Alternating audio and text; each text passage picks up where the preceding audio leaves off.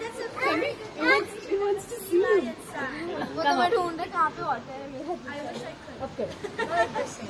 Bye, blessing. Please try it. Oh! I got your request. You got the sound. Wow, yeah! Now you hear how loud their sounds are, right? That's the reason why sea lions are called sea lions, because sometimes you hear like they're roaring lions. Yes. But in the other hand, that's how you can tell them apart with seals, because seals are very quiet. The sea lions, they are the loud ones. Think of it like introvert and extrovert energy. Then look at the male guy that just went.